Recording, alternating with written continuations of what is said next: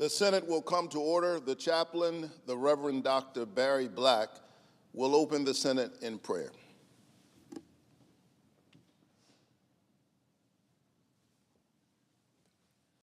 Let us pray. Eternal God, who sustains those who obey you, you have been good to us beyond our deserving. You have surrounded us with the beauties of the earth and the glories of the skies. Today, make us alert to your providential movements. If our minds are closed to your truth, open them. If our hearts are hardened, soften them. If our ears are deaf to the cries of the oppressed, unstop them. Lord, revive our senators. Give them a desire to establish new thresholds of hope, peace, and freedom in our nation and world. Be near to our lawmakers all their days. May they rest in the green pastures of your peace and thrive beside the still waters of your wisdom. We pray in your mighty name. Amen. Please join me in reciting the Pledge of Allegiance to the flag. I pledge allegiance to the flag of the United States of America and to the republic for which it stands, one nation, under God, indivisible, with liberty and justice for all.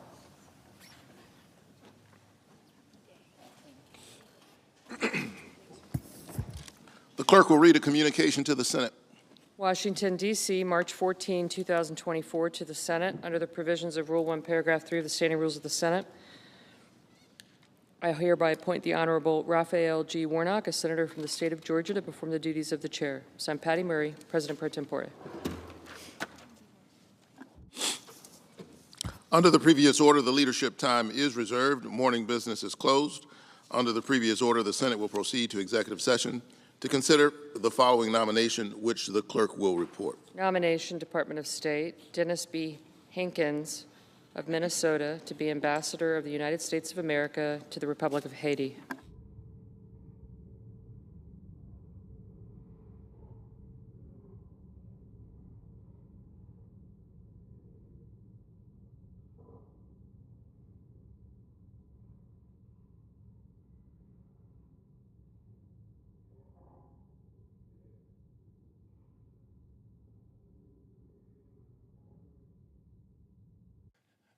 Mr. President. The senator from Oregon. Ask the quorum call to be lifted. We're not in the quorum call. Thank you. I ask unanimous consent that the privilege of the floor be extended for the balance of the day for my intern, Lucas Rigsby. Without objection. Thank you.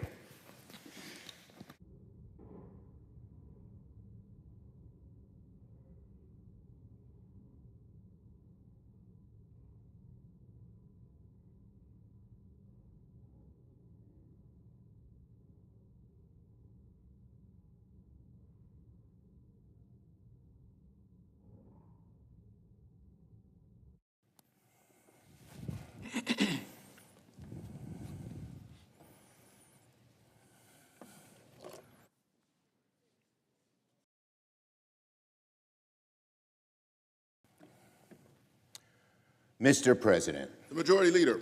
Mr. President, I rise to speak today about what I believe can and should be the path forward to secure mutual peace and lasting prosperity for Israelis and Palestinians.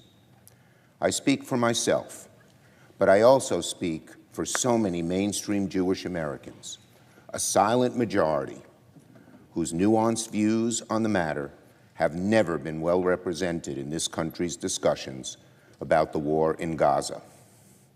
My last name is Schumer, which derives from the Hebrew word shomer, or guardian. Of course, my first responsibility is to America and to New York. But as the first Jewish majority leader of the United States Senate and the highest-ranking Jewish elected official in America ever, I also feel very keenly my responsibility as a Shomer Yisrael, a guardian of the people of Israel. Throughout Jewish history, there have been many Shomrim, and plenty who are far greater than I claim to be. But nonetheless, this is the position in which I find myself now, at a time of great difficulty for the State of Israel, for the Jewish people, and for non-Jewish friends of Israel. So I feel an immense obligation to speak and to act. I speak as a member of a community of Jewish Americans that I know very well. They're my family, my friends. Many of them are my constituents, many of them are Democrats, and many are deeply concerned about the pursuit of justice, both in New York and around the globe. From the Talmud, Tikkun Olam, the call to, quote, repair the world, has driven Jews around the globe to do what is right. We love Israel in our bones. What Israel has meant to my generation, within living memory of the Holocaust, is impossible to measure. The flowering of the Jewish people in the desert, from the ashes of the Holocaust, and the fulfillment of the dream of a Jewish homeland after nearly 2,000 years of praying and waiting, represents one of the most heartfelt causes of my life. And unlike some younger Americans, I remember how hard it was to achieve that dream. I remember clutching my transistor radio to my ear in James Madison High School in 1967 during the Six-Day War, wondering if Israel would be pushed into the sea. If the events of the last few months have made anything clear, it is that Israel is surrounded by vicious enemies, and there are many people around the world who excuse and even support their aims to expel and kill Jews living in their hard-won land of refuge. I will never underestimate the grave threats Israel faces and has faced for the entirety of its existence, nor will I ever underestimate the oppression that the Jewish people have endured for millennia. It is precisely out of this long-standing connection to and concern for the State of Israel and its people that I speak today about what I view are the most pressing existential threats to Israel's long-term peace and prosperity. After 5 months of suffering on both sides of this conflict, our thinking must turn urgently to how we can achieve lasting peace and endure and ensure prosperity and security for both the Jewish people and the Palestinian people in the Middle East. I believe that to achieve that lasting peace, which we so long for, Israel must make some significant course corrections, which I will outline in this speech. But first, let's not forget how we arrived at this critical moment. What Hamas did on October 7th was brutal beyond imagination. I have sat with the families of those killed in the assault. I have seen the footage and heard the stories of innocents murdered and raped in heartless cruelty. And as long as I live, I will never forget these images, this pure and premeditated evil. Many of my family members were killed by Nazis in the Holocaust. October 7th and the shameless response to support that terrorist attack by some in America and around the globe have awakened the deepest fears of the Jewish people that our annihilation remains a possibility. Today, over 130 hostages remain captive in Gaza. I am anguished by the plight of so many hostages still being trapped deep inside Hamas's network of tunnels. I pray for them and for their families who've inspired me with their tenacious advocacy to ensure their loved ones are not forgotten. Many of them are Americans, Jonathan Deckel Chen, Hirsch Goldberg Poland, and some are my constituents in New York, Omer Nutra, Keith Siegel, and Itai Chen, who we tragically learned this week was brutally killed on October 7th while serving near the Gaza border. Hamas still holds his body his father gave me this pin, which I am wearing in remembrance of him, as well as those of Americans Judy Weinstein and Gad Haggai. I have sat with many of these families. I have wept with them. Each day that their loved ones don't come home carries enough anguish and grief to last a lifetime. I am working in every way I can to support the Biden administration as negotiations continue to free every last one of the hostages. I urge every actor at the table, the Israelis, the Biden administration, the Qataris, the Egyptians, and anybody else at the table, to continue doing everything possible to get a deal. Hamas has been given a deal already. They should say yes. It is no time to waste. My heart also breaks at the loss of so many civilian lives in Gaza. I'm anguished that the Israeli war campaign has killed so many innocent Palestinians. I know that my fellow Jewish Americans feel the same anguish when they see the images of dead and starving children and destroyed homes. Gaza is experiencing a humanitarian catastrophe. Entire families wiped out, whole neighborhoods reduced to rubble, mass displacement, children suffering. We should not let the complexities of this conflict stop us from stating the plain truth. Palestinian civilians do not deserve to suffer for the sins of Hamas, and Israel has a moral obligation to do better. The United States has an obligation to do better. I believe the United States must provide robust humanitarian aid to Gaza and pressure the Israelis to let more of it get through to the people who need it. Jewish people throughout the centuries have empathized with those who are suffering and who are oppressed because we have known so much of that ourselves. As the Torah teaches us, every human life is precious. Every single innocent life lost, whether Israeli or Palestinian, is a tragedy, as the scripture says, quote, destroys an entire world. What horrifies so many Jews especially is our sense that Israel is falling short of upholding these distinctly Jewish values that we hold so dear. We must be better than our enemies, lest we become them. Israel has a fundamental right to defend itself, but as I have said from the beginning of this war, how it exercises that right matters. Israel must prioritize the protection of civilian casualties when identifying military targets. I have repeatedly called upon the Israeli government to do so. But it also must be said that Israel is by no means the only one responsible for the immense civilian toll. To blame only Israel for the deaths of Palestinians is unfair, one-sided, and often deliberately manipulative, and it ignores Hamas's role in this conflict.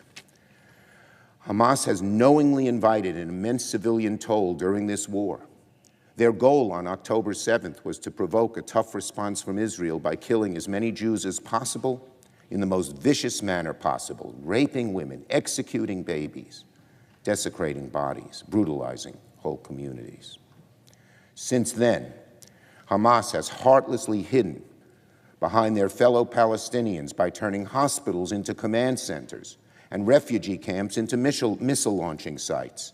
It is well documented that Hamas soldiers use innocent Gazans as human shields. The leaders of Hamas, many of whom live lives of luxury in places far away from the poverty and misfortune of Gaza, do not care one iota about the Palestinians for whom they claim to nobly fight. It bothers me deeply that most media outlets covering this war and many protesters opposing it have placed the blame for civilian casualties entirely on Israel. All too often in the media and at protests, it is never noted that Hamas has gone to great lengths to make themselves inseparable from the civilian population of Gaza by using Palestinians as human shields. Too many news agencies, television stations, newspapers give Hamas a pass by hardly ever discovering this shameful practice that is central to their fighting strategy. And this has led to an inaccurate perception of the harsh realities of this war. I believe stories that justifiably mention the loss of innocent Palestinian life should also note how Hamas uses civilians as human shields. It almost never happens. And I believe that every protest that justifiably decries the loss of innocent Palestinian women, men, children, should also denounce Hamas for their central role in the bloodshed. When protesters decry the loss of Palestinian life, but never condemn this perfidy or the loss of Israeli lives, it confounds and deeply troubles the vast majority of Jewish and non-Jewish Americans alike who support the State of Israel. Given that Hamas launched their attacks on October 7th to provoke Israel, given that Hamas sought the ensuing civilian toll in Gaza, given that Hamas wanted both Israelis and Arabs to be at each other's throats, tensions on both sides have dramatically intensified. And now, as a result of those inflamed tensions in both Israeli and Palestinian communities, people on all sides of this war are turning away from a two-state solution, including Israel's Prime Minister, Benjamin Netanyahu, who in recent weeks has said out loud repeatedly what many have long suspected, by outright rejecting the idea of Palestinian statehood and sovereignty. As the highest-ranking Jewish elected official in our government, and as a staunch defender of Israel, I rise today to say unequivocally, this is a grave mistake for Israel, for Palestinians, for the region, and for the world. The only real and sustainable solution to this decades-old conflict is a negotiated two-state solution, a demilitarized Palestinian state living side by side with Israel in equal measures of peace, security, prosperity, dignity, and mutual recognition. Both Jews and Palestinians have long historic claims to this land. Contrary to the unfounded, absurd, and offensive claims by some that the Jewish people are colonizers in their ancestral homeland, Jewish people have lived in the homeland continuously for more than 3 millennia, 3,000 years. For centuries, Jews have made aliyah and gone to the land of Israel to live and settle. For centuries, at Passover, Jews at every corner of the globe have prayed next year in Jerusalem. A Jewish homeland in Israel is no 20th century contrivance. Israel's our historic home, a home for people oppressed for centuries. Now, the Palestinians, too, have lived on the land for generations, and in past centuries, they have formed their own distinct culture, identity, cuisine, literature. The idea espoused by some, quote, there is no such thing as Palestinians, unquote, is inaccurate, offensive, unhelpful.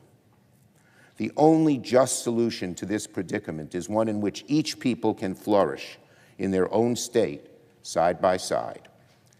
But for a two-state solution to work over the long term, it has to include real and meaningful compromises by both sides. For example, too many Israelis who say they want a two-state solution don't acknowledge how the amount and extent of expanding settlements renders that a virtual impossibility.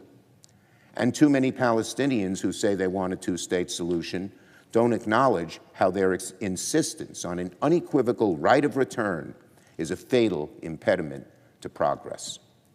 Both ways of thinking are impeding the peace process.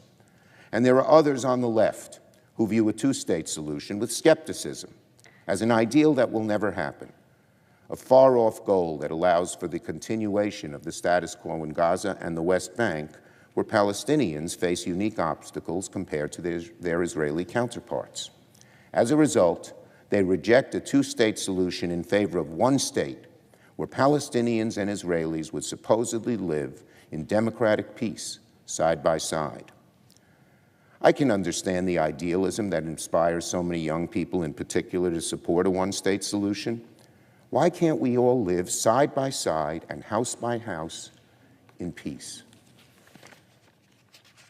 I count at least 2 reasons why this wouldn't work and why it is unacceptable to most Jewish people. First, this combined state could take an extreme turn politically, putting Jewish Israelis in peril. This state would be a majority Palestinian, and in the past, some Palestinians have voted to empower groups like Hamas, which seeks to eradicate the Jewish people. It is long-standing American policy to support democracy overseas. But in this hypothetical single state, democracy could cost Israeli Jews their safety if extremists were to take control of this new state of affairs to ultimately achieve their true aim, the violent expulsion of Jews from the Holy Land. Now, this is no abstract fear. Thousands of years of Jewish history show that when things go badly, the people of the country in which Jews live, even in a democracy, all too often turn on them as convenient scapegoats. There's no guarantee this wouldn't happen again in a single Israeli-Palestinian state. To have Palestinian voters be the protector of Israeli Jews would be a bridge too far to accept. Second, and even more important, the Jewish people have a right to their own state. It is so troubling to me that many people, especially on the left, seem to acknowledge and even celebrate this right to statehood for every group but the Jews. If a national homeland for all peoples of the world has been the driving goal of the anti-colonial movement of the last century, then why are only Jews seemingly penalized for this aspiration? Jews have a human right to their own state, just as any other people do, Palestinians included. As I have said, there are also some Israelis who oppose even a two-state solution with a demilitarized Palestinian state because they fear that it might tolerate or be a harbor for further terrorism against a Jewish state. I understand these fears, but the bitter reality is that a single state controlled by Israel, which they advocate, guarantees certain war forever and further isolation of the Jewish community in the world to the extent that its future would be jeopardized. Let me elaborate. They say the definition of insanity is doing the same thing over and over and expecting a different result. If Israel were to not only maintain the status quo, but to go beyond that and tighten its control over Gaza and the West Bank, as some in the current Netanyahu administration have suggested, in effect creating a de facto single state, then what reasonable expectation can we have that Hamas and their allies will lay down their arms? It would mean constant war. On top of that, Israel, moving closer to a single state entirely under its control, would further rupture its relationship with the rest of the world, including the United States. Support for Israel has declined worldwide in the last few months, and this trend will only get worse if the Israeli government continues to follow its current path. I appreciate that so many Israelis cannot contemplate the possibility of two states right now because they remain so traumatized and so angry by what Hamas did on October 7th. The brutality, the viciousness, the sexual assault, the imprisonment and abuse of hundreds of hostages. I'm, of course, sympathetic to this point of view. I'm upset. I'm angry, too. We'll never forget what happened on October 7th. But even while we carry that anguish in our hearts, we have to think ahead to the future, the medium, the long term, how we can ensure that something like October 7th never happens again. We cannot let anger or trauma determine our actions or cloud our judgment. A two-state solution may feel daunting, especially now, but I believe it is the only realistic and sustainable solution on the basis of security, on the basis of prosperity, on the basis of fundamental human rights and dignity. But in order to achieve a two-state solution, the reality is that things must change. Right now, there are four major obstacles standing in the way of two states. And until they are removed from the equation, there will never be peace in Israel and Gaza and the West Bank. The four major obstacles are Hamas and the Palestinians who support and tolerate their evil ways, radical right-wing Israelis in government and society, Palestinian Authority President Mahmoud Abbas, Israeli Prime Minister Benjamin Netanyahu. I will explain each in detail. The first major obstacle to peace is Hamas and the Palestinians who support and tolerate their evil ways. Hamas is for the destruction of Israel And in past decades, it undermined any hope for peace at every turn. It was Hamas who began its vicious campaign of suicide bombings against innocent Israelis to derail the nation's peace process in Oslo. It was Hamas who assassinated more moderate Palestinian political representatives in Gaza in 2007.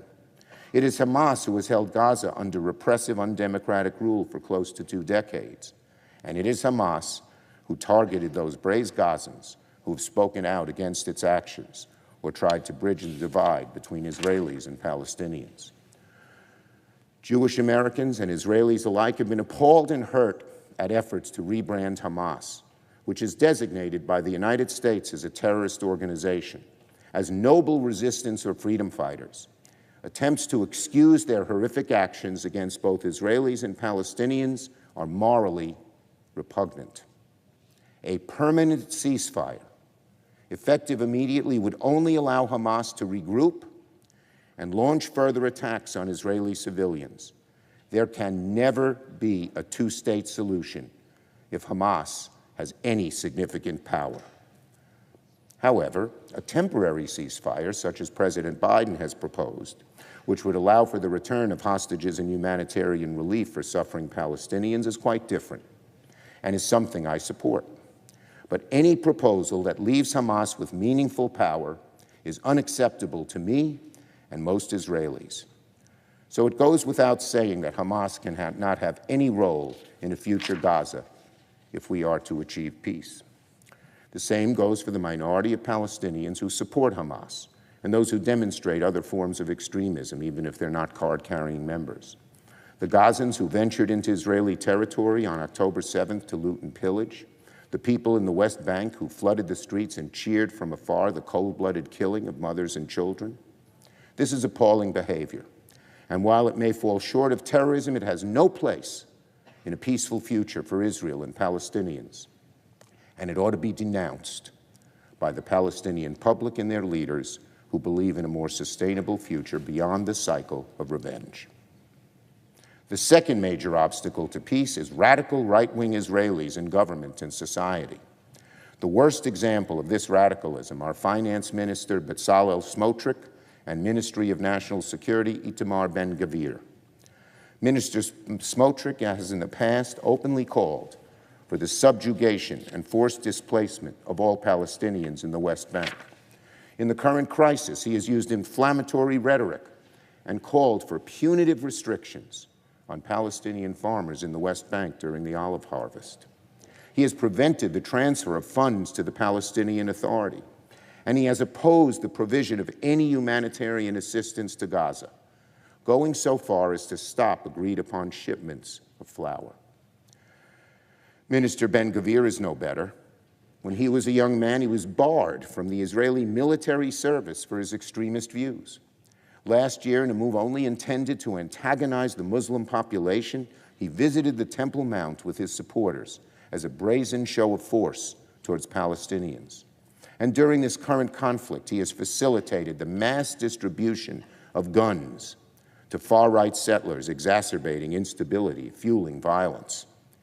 There's a nastiness to what Ministers Smotrich and Ben-Gvir believe and how they use their positions of authority and influence, an eagerness to inflame and provoke that is profoundly irresponsible and self-destructive.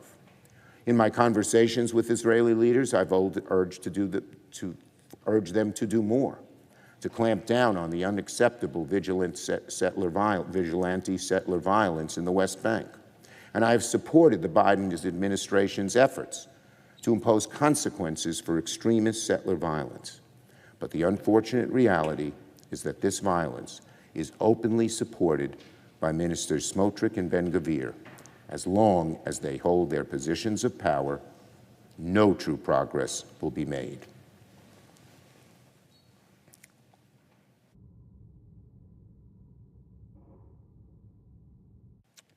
While not equivalent, extremist Palestinians and extremist Israelis seek the same goal. From the Jordan River to the Mediterranean Sea, they aim to push the other from the land. Ministers Smotrich and Ben-Gvir may not say they want to kill all Palestinians outright, but they are clear in their desire to displace them from their homes and replace them with Israeli settlers. This is also abhorrent. As long as these two hold their positions of power, peace will be difficult, if not impossible, to achieve. The third major obstacle to peace is the president of the Palestinian Authority, Mahmoud Abbas, who is beholden to his narrow political interests to the detriment of both the West Bank and Gaza. Over the years, President Abbas has evaded the democratic process, declining to hold future elections for over a decade and failing to empower future leadership. Despite his long tenure leading the Palestinian Authority, he has achieved few of his self-proclaimed goals. The Palestinian Authority remains corrupt and continues to incite instability through the martyr payment system. Palestinians are no more prosperous, no safer, no freer than they were when Abbas first took power. As a result, President Abbas has lost the trust of the Palestinian people. Furthermore, he's a terrible role model and spiritual leader. In the past, he has participated in outright Holocaust denial, attempting to justify Nazi actions. This embrace of anti-Semitism extended to his refusal for weeks to condemn the loss of Israeli civilian life on October 7th. Should Abbas remain, the Palestinian people can have no assurance that a Palestinian state would be able to ensure their safety or prosperity, nor can they have any belief that the government would be free of corruption. For there to be any hope of peace in the future, Abbas must step down and be replaced by a new generation of Palestinian leaders who will work towards attaining peace with a Jewish state. Otherwise, the West Bank will continue to suffer, and Hamas or some similarly extreme organization will continue to maintain a foothold in Gaza. The Palestinian Authority, under new leadership, must undertake a reform process and emerge as a revitalized PA that can viably serve as the basis for a Palestinian state with the trust of the Palestinian people. The fourth major obstacle to peace is Israeli Prime Minister Benjamin Netanyahu, who has all too frequently bowed to the demands of extremists like Ministers Smotrich and Ben-Gvir and the settlers in the West Bank. I have known Prime Minister Netanyahu for a very long time. While we have vehemently disagreed on many occasions, I will always respect his extraordinary bravery for Israel on the battlefield as a younger man. I believe in his heart he has his highest priority is the security of Israel. However, I also believe Prime Minister Netanyahu has lost his way by allowing his political survival to take the precedence over the best interests of Israel. He has put himself in coalition with far-right extremists like Ministers Smotrich and Ben-Gvir, and as a result, he has been too willing to tolerate the civilian toll in Gaza, which is pushing support for Israel worldwide to historic lows. Israel cannot survive if it becomes a pariah. Prime Minister Netanyahu has also weakened Israel's political and moral fabric through his attempts to co-opt the judiciary, and he has shown zero interest in doing the courageous and visionary work required to pave the way for peace, even before this present conflict. As a lifelong supporter of Israel, it has become clear to me the Netanyahu coalition no longer fits the needs of Israel after October 7th. The world has changed radically since then, and the Israeli people are being stifled right now by a governing vision that is stuck in the past. Nobody expects Prime Minister Netanyahu to do the things that must be done to break the cycle of violence, to preserve Israel's credibility on the world stage, and to work towards a two-state solution. If he were to disavow Ministers Smotrich and Ben-Gvir and kick them out of his governing coalition, that would be a real meaningful step forward. But regrettably, there's no reason to believe Prime Minister Netanyahu would do that. He won't disavow Ministers Smotrich and Ben-Gvir in their calls for Israelis to drive Palestinians out of Gaza and the West Bank. He won't commit to a military operation in Rafah that prioritizes protecting civilian life. He won't engage responsibly in discussions about a day-after plan for Gaza and a longer-term pathway to peace. Hamas and the Palestinians who support and tolerate their evil ways, radical right-wing Israelis in government and society, President Abbas, Prime Minister Netanyahu. These are the four obstacles to peace, and if we fail to overcome them, then Israel and the West Bank and Gaza will be trapped in the same violent state of affairs they've experienced for the last 75 years. These obstacles are not the same in their culpability for the present state of affairs, but arguing over which is the worst stymies our ability to achieve peace. Given the complexity and gravity of this undertaking, many different groups have a responsibility to see it through. The Palestinian people must reject Hamas and the extremism in their midst. They know better than anybody how Hamas has used them as pawns, how Hamas has tortured and punished Palestinians who seek peace. Quite frankly, I haven't heard enough Palestinian leaders express anguish about Hamas and other extreme elements of Palestinian society.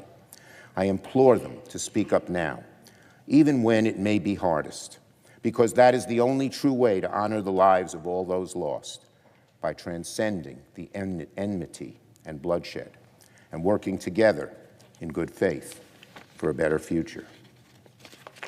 Once Hamas is deprived of power, the Palestinians will be much freer to choose a government they want and deserve.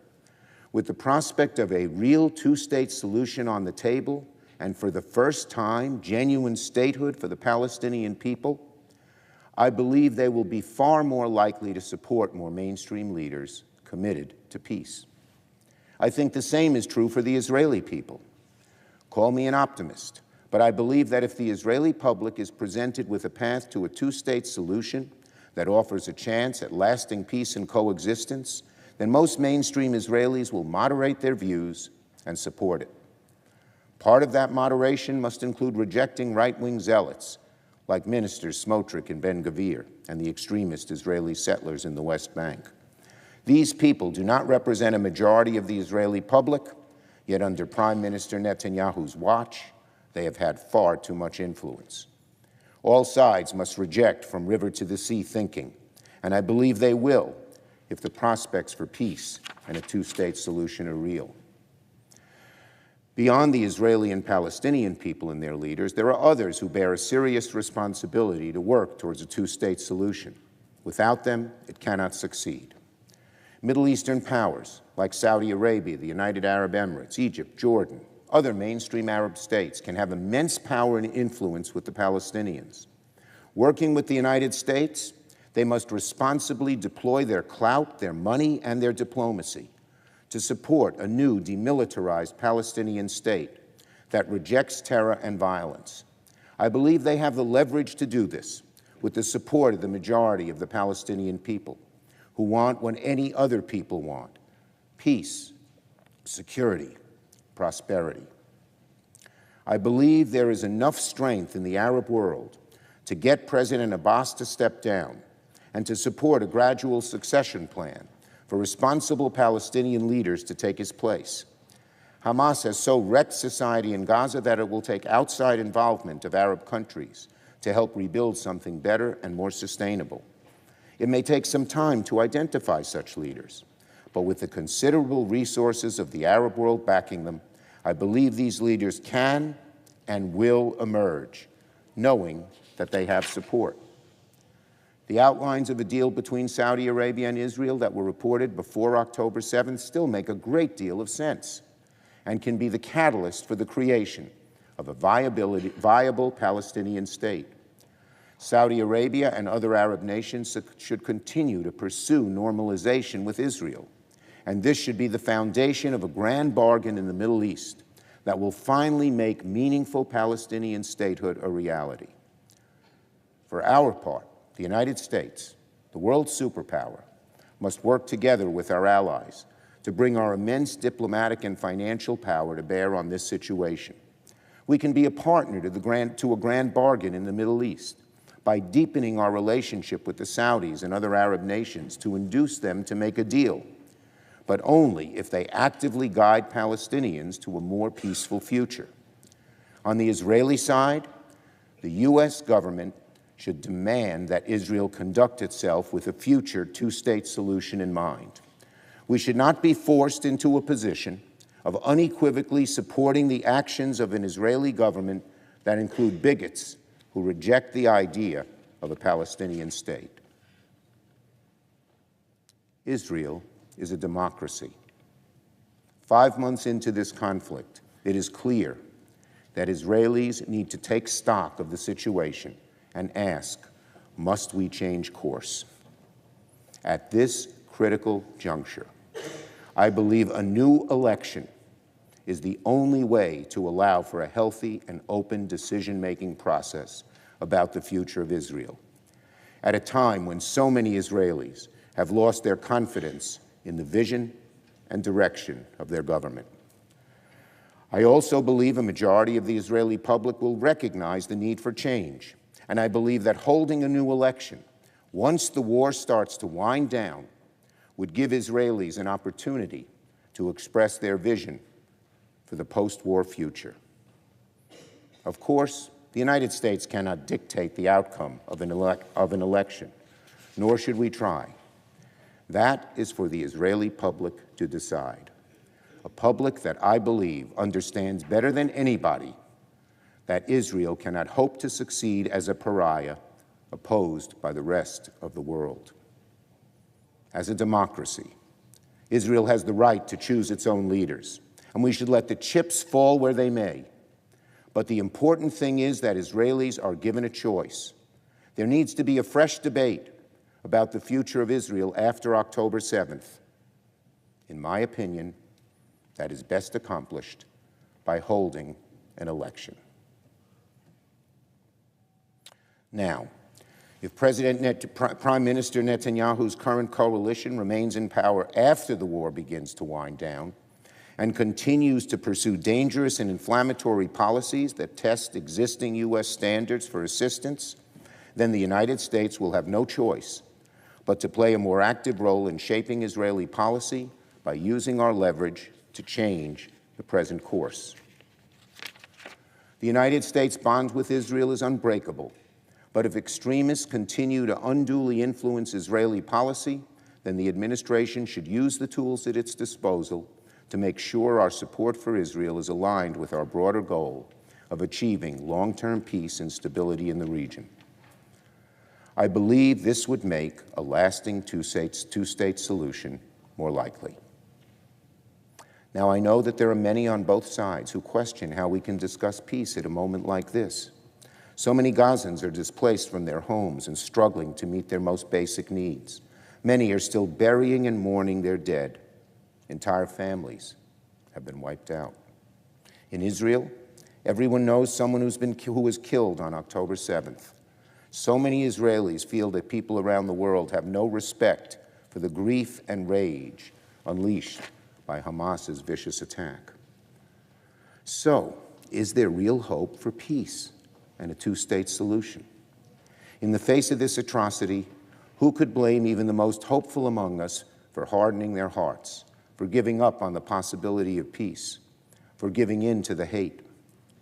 I seek my inspiration in the example of leaders who have come before us and worked for peace in the face of extreme circumstances. Some of Israel's greatest warriors and security experts have been staunch advocates for peace because they understand better than anybody that it's essential to Israel's security. David Ben-Gurion, Yitzhak Rabin, Ehud Barak, all of them sought peace with the Palestinians.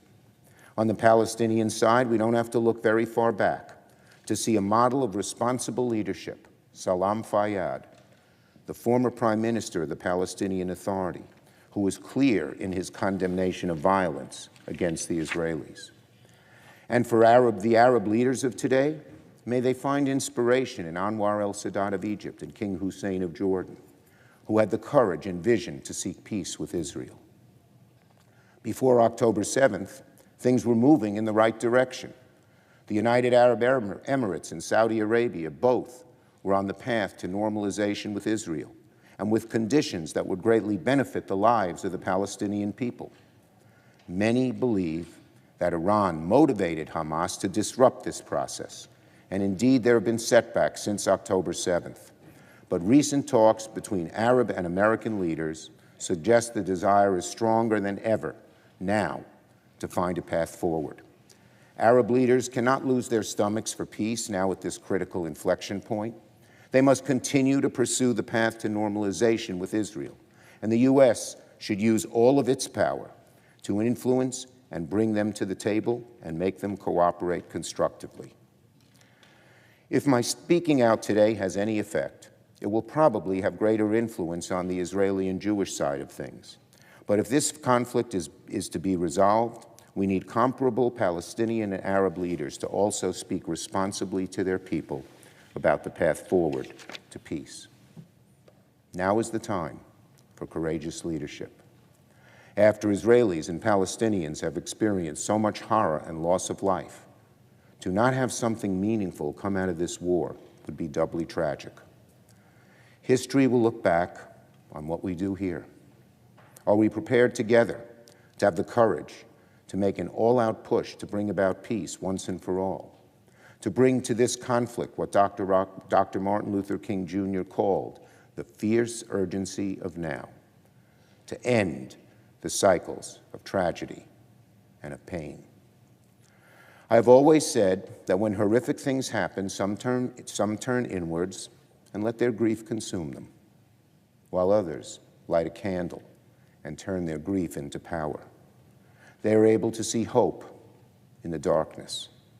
In Scripture, we read about how God created the world from an infinite void, that out of the greatest darkness can come the greatest light.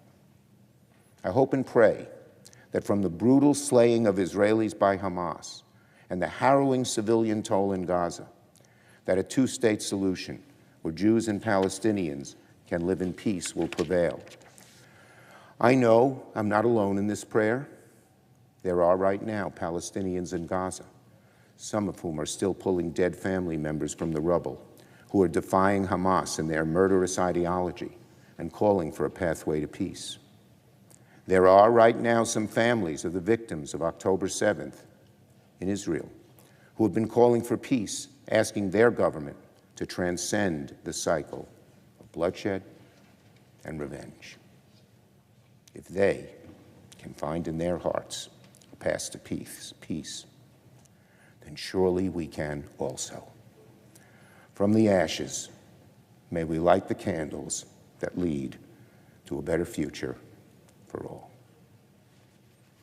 I yield the floor.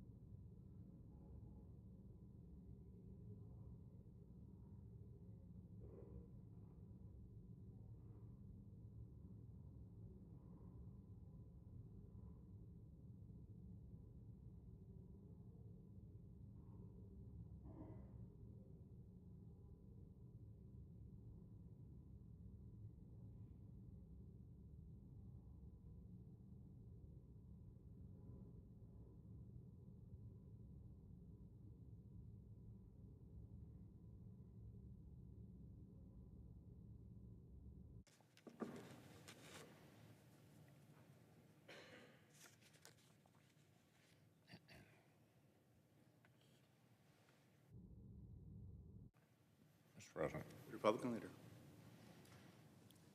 The Jewish state of Israel deserves an ally that acts like one.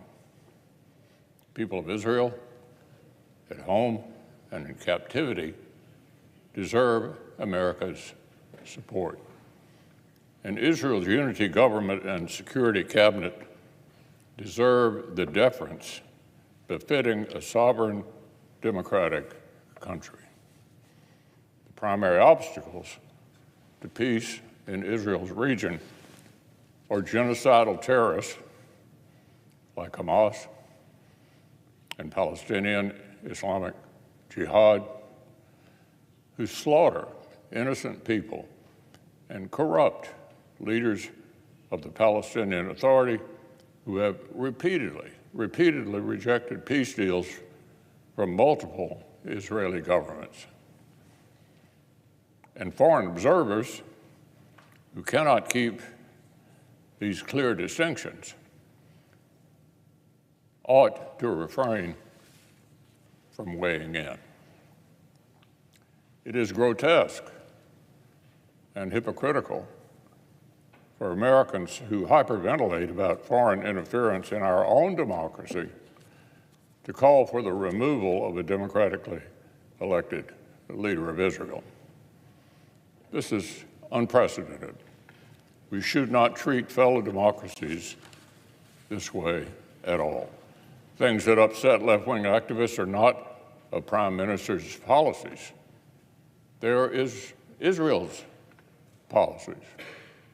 Make no mistake, the Democratic Party doesn't have an anti-Bibi problem. It has an anti-Israel problem. Israel is not a colony of America whose leaders serve at the pleasure of the party in power in Washington. Only Israel's citizens should have a say in who runs their government. This is the very definition of democracy and sovereignty. Either we respect their decisions or we disrespect their democracy. Now, on another and entirely different matter, this week, Vladimir Putin himself responded to reports of weakening Western resolve to stand with Ukraine and of ammunition shortages on the front lines. Here's what Putin had to say. It would be ridiculous for us to start negotiating with Ukraine just because it's running out of ammunition. Mr. President, the chilling reality here is abundantly clear. Withholding critical weapons has not helped manage Putin's escalation. It has only emboldened him. The administration that hesitated and wrung its hands through the early days of Russian escalation actually emboldened Putin. And it ought to be a lesson to those who insist, without firm footing in strategy or logic, that withholding lethal assistance would somehow hasten an acceptable negotiated settlement to the conflict. I've said too many times to count that America's adversaries only speak the language of power. But our colleagues don't have to take my word for it. Just take it straight from the dictator's mouth. Vladimir Putin is not playing for a tie. He's not headed to the negotiating table. He will not stop at Ukraine. He's told us. And he's shown us many times. Whether or not you're willing to take the architect of the neo-Soviet empire at his word, the facts remain the same. Equipping Ukraine for battlefield success is the surest way to help our friends resolve this war from a position of strength. Backing Ukraine as it degrades our common adversary's military also strengthens America's interests. And investing in our own military and our own defense industrial capacity at the same time just makes common sense. It's time for the House to take up the Senate-passed National Security Supplemental and finish the job.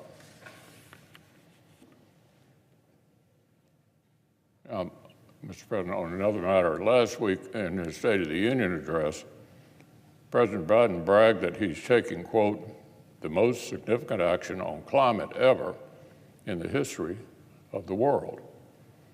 What he failed to mention is that his radical climate policy almost always comes at the expense of American workers and job creators.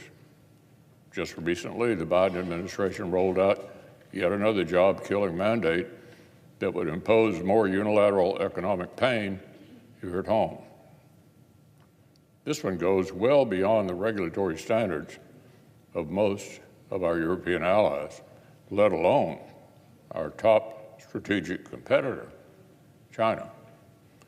The EPA wants to tighten limits on fine particulates in the air, known as PM2.5, despite its own data showing that concentrations have actually gone down over 40% in the last 2 decades.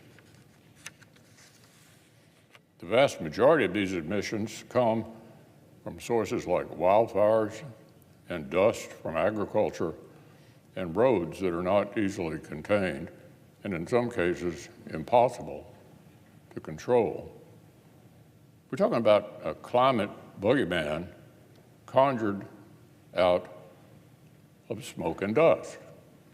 The EPA's new standard is so strict that when it takes effect, 30% of U.S. counties, including many in my home state, would immediately find themselves out of compliance, grounding manufacturing growth to a halt.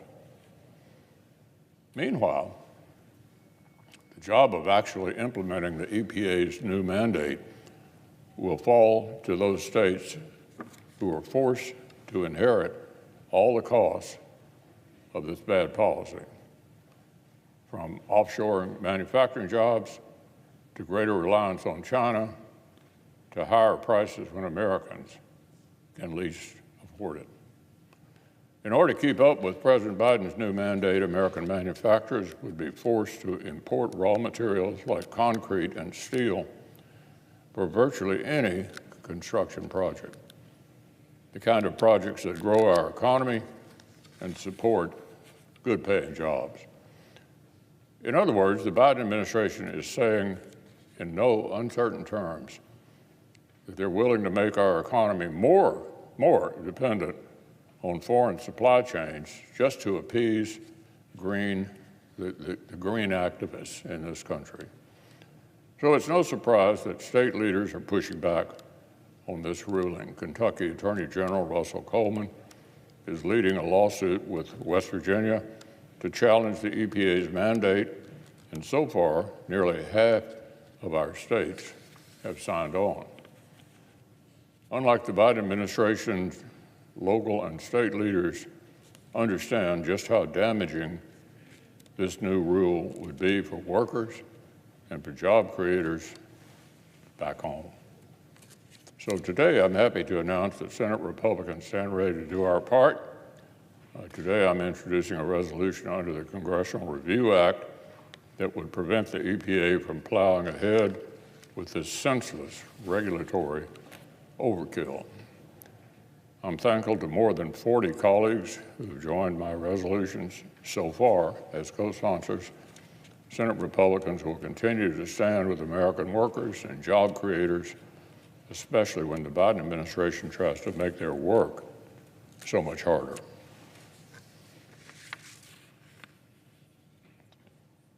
On another matter, I'd like to speak briefly on a practice in our nation's courts that has confounded administrations of both parties with increasing frequency over the past decade. It's the issuance of nationwide injunctions. Time after time, district judges will respond to a case challenging a federal law by preventing its application not just to the parties before them or within their jurisdictions, but nationwide. During the last administration, Attorney General Sessions and Barr issued policy and litigation guidance on the issue to try and pare it back. Senator Cotton introduced a bill to eliminate the practice by statute, and Chairman Graham was eager to move the Cotton bill. But Senate Democrats were not. In fact, their star witness in support of nationwide injunctions is now a federal judge in the District of Columbia.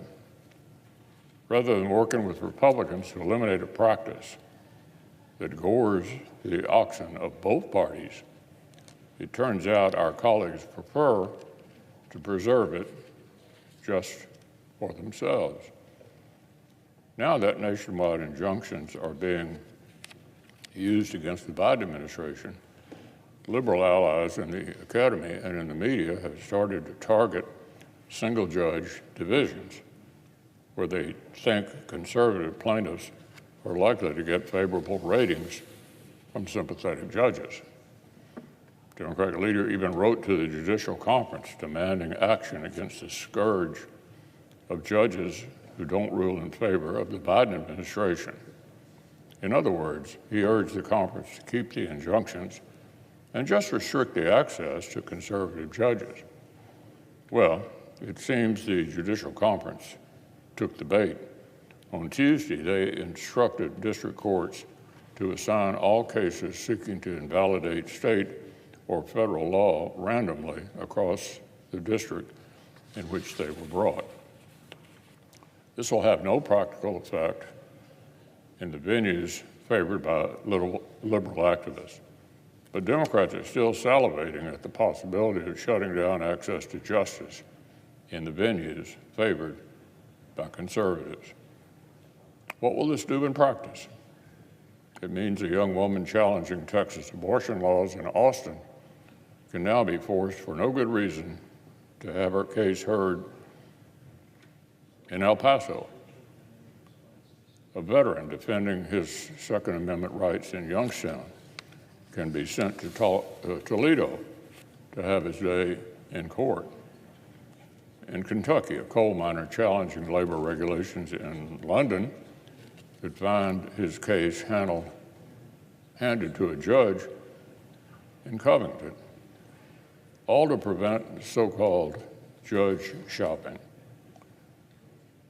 But, Mr. President, didn't Chief Justice Roberts say, quote, "There are not Obama judges or Trump judges. What exactly is the problem that demands such a drastic solution?" Here's what this policy won't do. It won't solve the issues caused by nationwide injunctions. If Democrats are right about the practical effects of this policy, any remaining incentive they have to work with Republicans on this issue will vanish. Nationwide injunctions for me, but not for thee. And needless to say, if Republicans see a federal judiciary that is using its procedural independence to wade into political disputes, any incentive we may have to defend the procedural independence will vanish as well. This was an unforced error by the Judicial Conference. I hope they will reconsider, and I hope district courts throughout the country will instead weigh what is best for their jurisdictions, not half-baked guidance that just does Washington Democrats' bidding.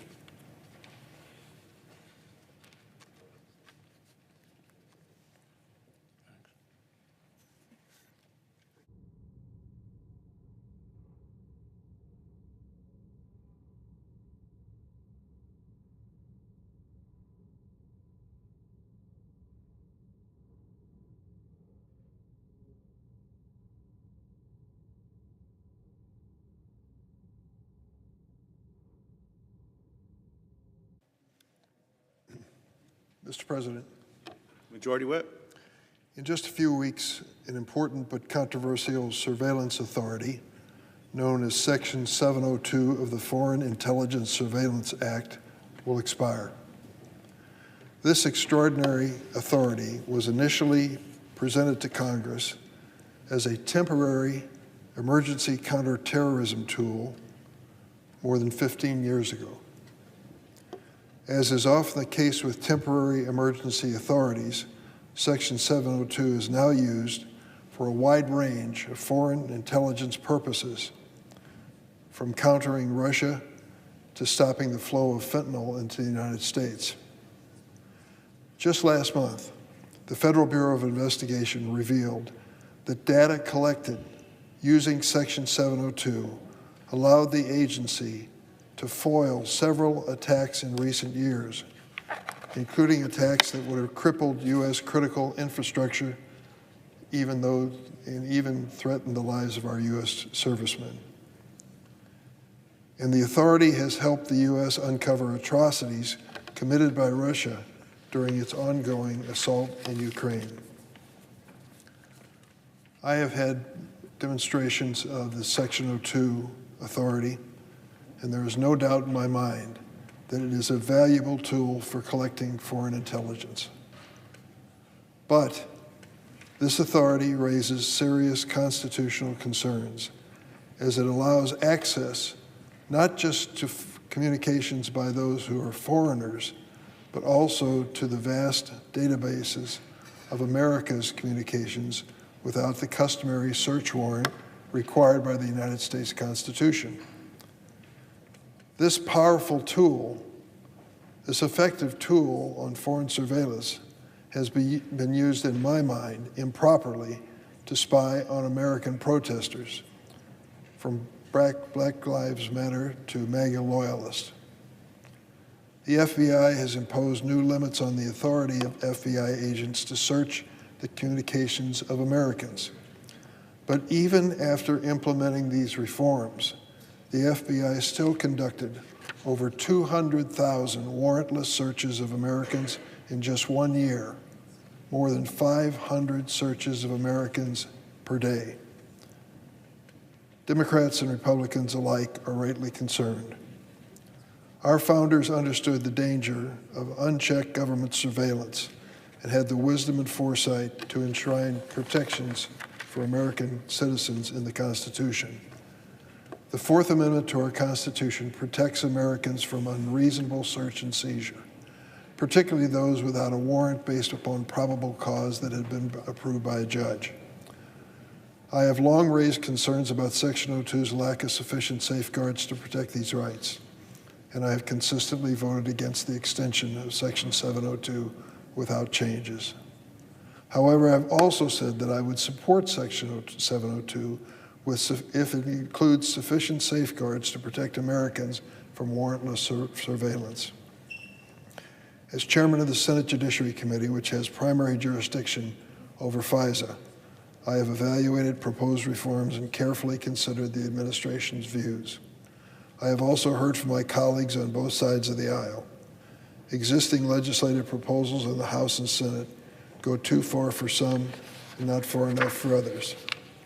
That's why today I'm introducing what I hope will be a compromise bill that tries to bridge this divide to protect both our security and our constitutionally guaranteed freedoms.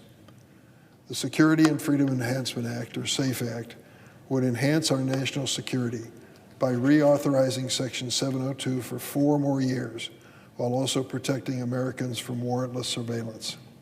The SAFE Act would require the government to demonstrate to a court that it has probable cause before reading or listening to the private communications of Americans that have been swept up by Section 702.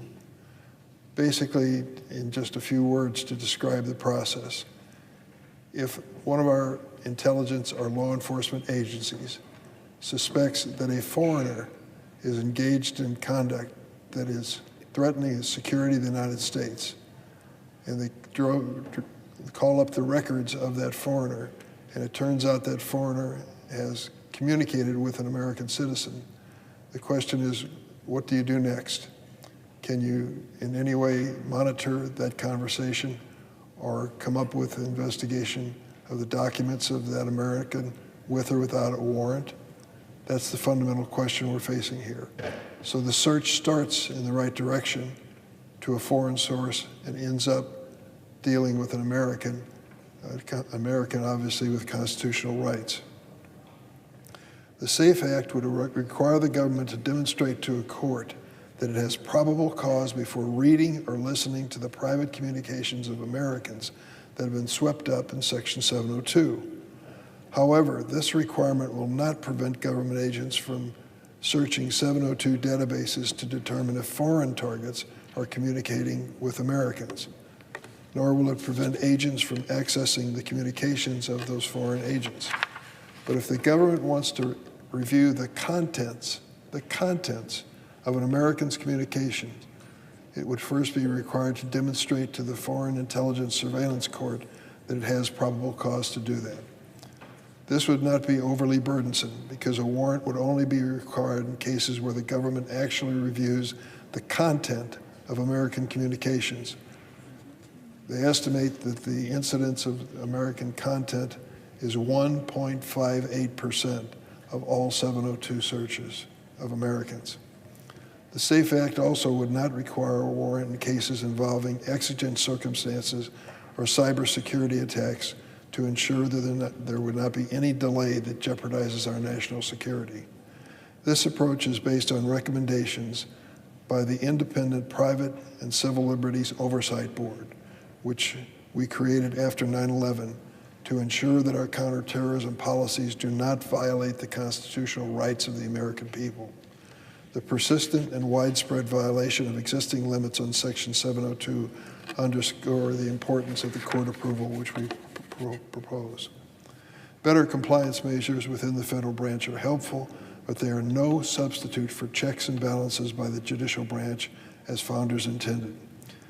The SAFE Act, which I'm introducing, is a sensible, moderate compromise between more robust reform proposals that address a wide range of surveillance concerns and bills that reauthorize Section 702 without adequately addressing these concerns. I know that compromise does not come easy when it comes to this policy, but a reasonable middle ground that protects our national security and the rights of the American people is possible. The SAFE Act is my offer in compromise to achieve that goal. With the April 19th sunset of Section 702 fast approaching, I urge my colleagues on both sides of the aisle to join me in supporting this compromise for the good of the American people. I yield the floor.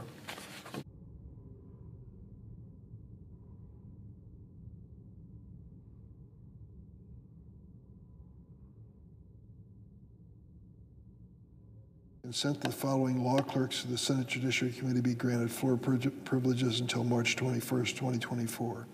Casey Adams, Hannah Oughton, Anna Pollard, Patrick Reyes. Without objection.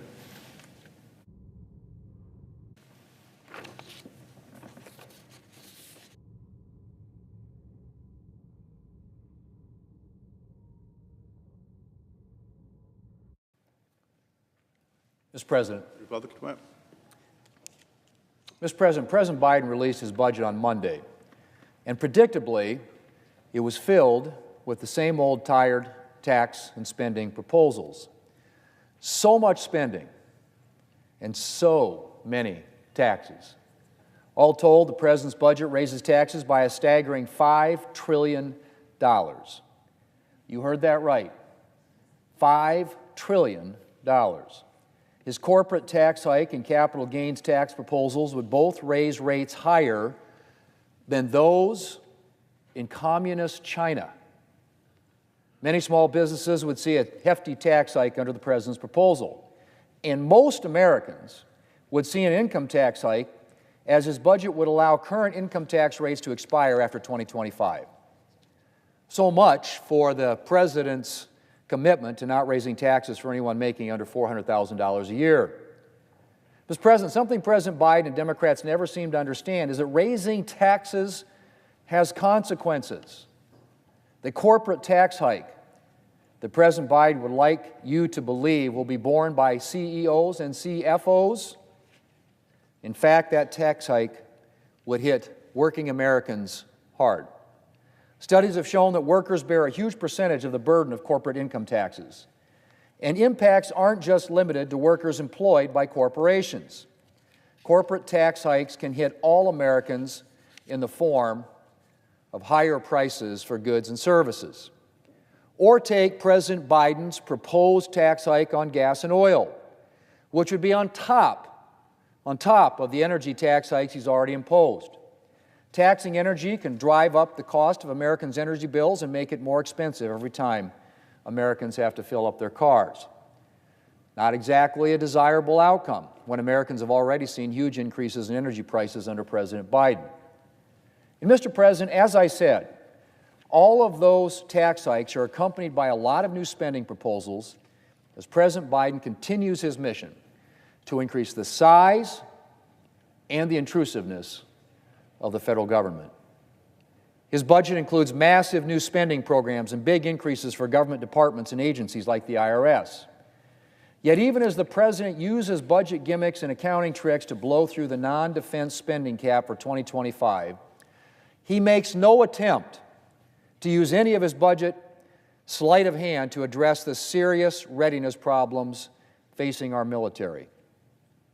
The President spent ample time in his State of the Union address talking about the dangerous world in which we live. And he's right. Yet his budget makes little attempt to ensure that our military is equipped to meet the dangerous world. Mr. President, we have military services well below their recruitment targets. We are behind on shipbuilding and ship maintenance. There's a persistent pilot shortage, and in a number of cases, we have too few mission-capable aircraft. And we're not doing an adequate job of maintaining the kind of supply we need of munitions. Yet President Biden is happy to blow through the non-defense spending cap but can't find an extra dollar in his budget for our military. This President says a lot about the President's priorities. It's also worth noting that the President's budget makes absolutely no attempt to ensure that Social Security is protected for current and future retirees. With Social Security on track to run out of money to pay full benefits in 2033, you would think that the President would be focused on safeguarding this program rather than creating new government programs that have to be funded. But clearly, you'd be wrong. Mr. President, this year, the interest on our national debt is projected to cost more than any government expenditure except Social Security. Let me just repeat that. This year, the interest on our national debt is projected to cost more than any government expenditure except Social Security. That's just the interest on our debt. When the interest alone on your national debt is the second highest line item in your budget, you know you are on an unsustainable fiscal path. And it is the height of fiscal irresponsibility for the President to be proposing massive new government programs where we're going into debt just to afford the ones we already have. Mr. President, I could go on.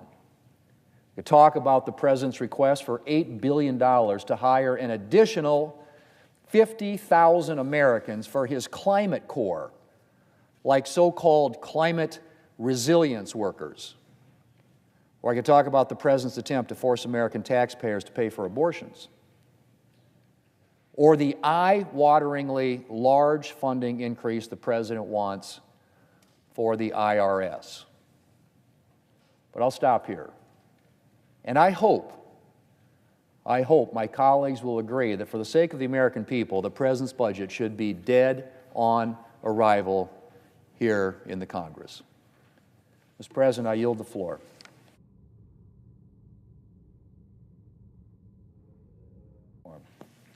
Call the roll. Ms. Baldwin.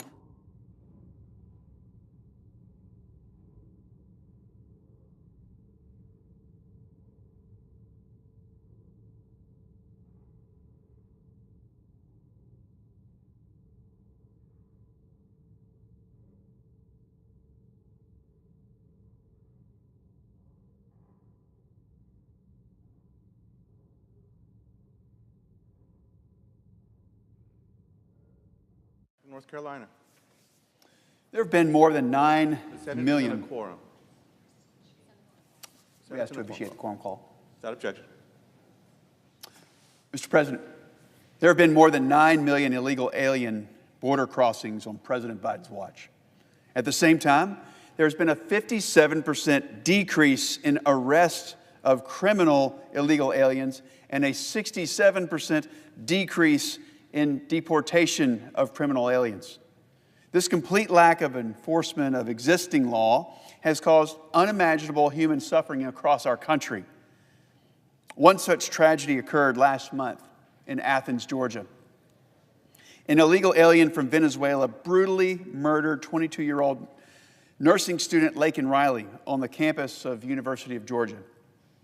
What makes this story all the more devastating was that the killer could have been stopped, but wasn't.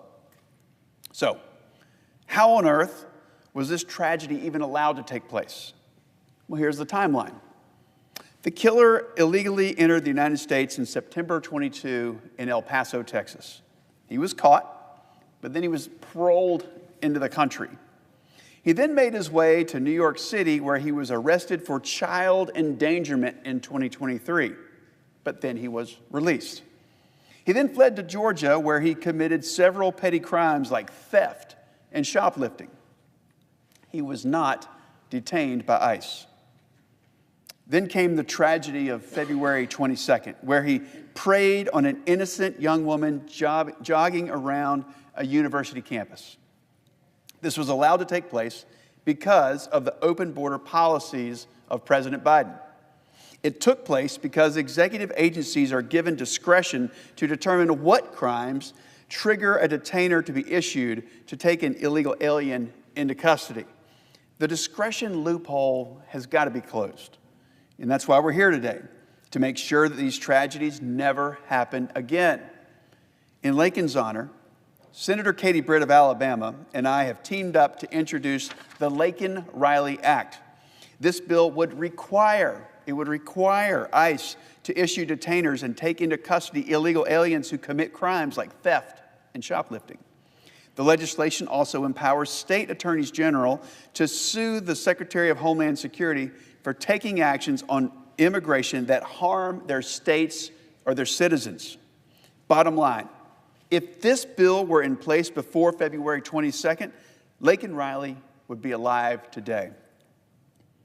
The House of Representatives passed this bill last week in a bipartisan vote of 251 to 70, including 37 Democrats. You know, in a time of division and polarization, the Laken-Riley Act, it brought both sides together. It's our hope that we can learn from this horrific situation and make some positive change. So let's pass the Laken-Riley Act today. Mr. President, I'd like to yield to my colleague from Indiana. Mr. President, Senator from Indiana. February 22nd, a 22-year-old nursing student named Laken Riley went for a morning run on a popular trail. Despite doing everything right, informing her friends of her expected return time, and sharing her location with them, Laken never made it home. Her life was stolen by an illegal alien who should have never been in the country. The president's open border policies are solely behind it. Remember, before he came in, we were at record lows. Now we're at record highs. We're even talking about categories we didn't have before, like gotaways. It's a national security risk. Who has come into this country when currently monthly 50 to 60,000 people never confront the Border Patrol, not to mention the 200,000 to 300,000 that do. This individual had been arrested in New York for a felony. The loss of Laken Riley was an avoidable tragedy inflicted by President Biden and his policies. These policies allow illegal aliens like Laken Riley's killer to roam free even after committing crimes. The Laken Riley Act demands the immediate deportation of illegal aliens when they are arrested for a crime. Makes sense. For those with concerns about due process, remember, we're talking about individuals with zero legal right to be in the U.S. in the first place.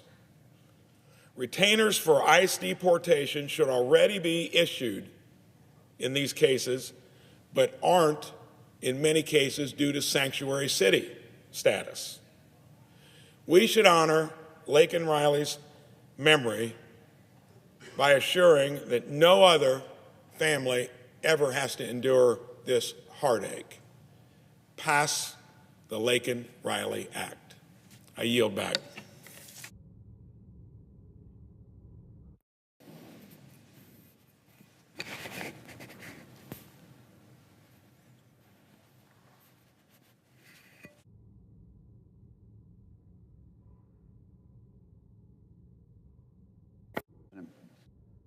I'd like to further yield to my colleague from Kansas.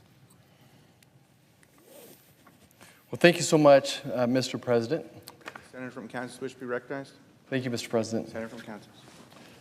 I want to start by thanking Senator Budd for leading this very important issue to the Senate floor. We rise today to honor and pay our respects to the late Laken Riley and her family and mourn with her family. Today we call on this chamber to come together to ensure this never happens again. Laken Hope Riley. Laken Hope Riley was a beautiful young woman in the prime of her life. Was brutally murdered in broad daylight while jogging on the University of Georgia's campus. Her alleged murderer, a Venezuelan illegal alien, was one of 2 million people paroled by Joe Biden. One of 2 million. Ironically, he was welcomed here on the United States soil by this president and his egregious open border policies. He was stopped by the United States Border Patrol in 2022 when he crossed into Kansas, into Texas illegally. But because of the Biden administration's unlawful mass parole of illegal aliens, he was permitted into our country. From Texas, he moved to New York, where he was arrested by the New York Police Department last year for acting in a manner to injure a child and for a motor vehicle violation. But he was quickly released and never turned over to ICE for deportation. Instead, he was released by police before a detainer could ever be issued by DHS and allowed to roam freely. Then he journeyed on to Athens, Georgia. And now we understand that the alleged assailant is a member of a violent Venezuelan gang. But how can we ever identify who these people are when 10,000 people are crossing our border every day? How can the Border Patrol possibly vet these people in a proper manner? Just like so many other unvetted migrants living in the country right now, this murder was handed the American dream that Laken Riley should be living right now. Thank you. I yield back. Mr. President. Senator from North Carolina. It's for the reasons articulated by my friend and colleague from Kansas and friend and colleague from Indiana that, as if in legislative session, I ask unanimous consent that the Senate proceed to immediate consideration of calendar number 341, H.R. 7511. The bill be considered read a third time and passed, and that the motion to be reconsidered be considered made and laid upon the table. Your objection? Reserving the right to object. The majority whip. Mr. President, the death of Laken Riley was a horrible crime, and a heartbreaking loss. This 22-year-old American nursing student at Augusta University in Georgia, I'm certain would have made America a better place with her life and contribution to our country. But instead, she was taken from us on February 22nd, 2024. A suspect has been arrested and may ultimately be tried for this crime. That is as it should be. That is how we follow the law in the United States.